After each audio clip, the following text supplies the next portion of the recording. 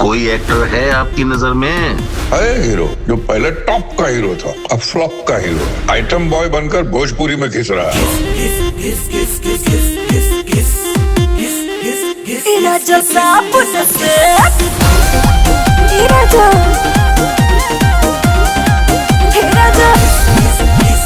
पहिया में धर के पीस लचकी, कुटवा पे काटे जैसे मधुमक्खी।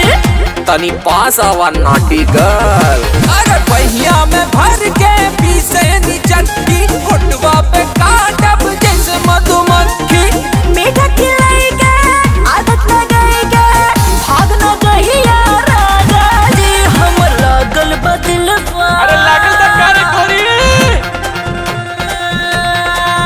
हम लागल बदलवा पिले बॉय से, रगड़ के नहला देब साबुन से। तोहर लागल बा दिल बा पिले बॉय से, रगड़ के नहला दे तू साबुन से।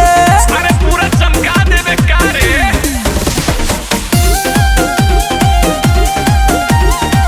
Bhojpuri is better than Hollywood? रे पिठिया दबाए रानी चढ़ चढ़ के, रे पिठिया दबाए रानी चढ़ चढ़ के। मथुआ में हथुआ से घिस के साबुनिया, रगड़े जवानी पूरा भर भर के।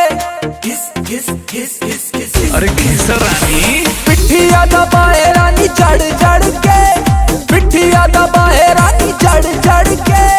मोहनी कड़ाए जब बड़ा मजा आए, छल के जवानी पूरा भर भर के। मीठा खिलाएगा, आदत लगाएगा, भाग न गहिया राजा जी। हम लागल बदलवा, अरे लागल त करे कोरी।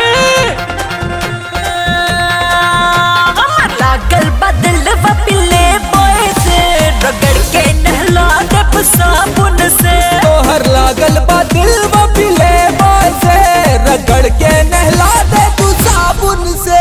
अरे पूरा चमका देबे कारे। पिले बॉय, ये पिले बॉय। अरे बहुत जबरदस्त घिस रहा है। राजा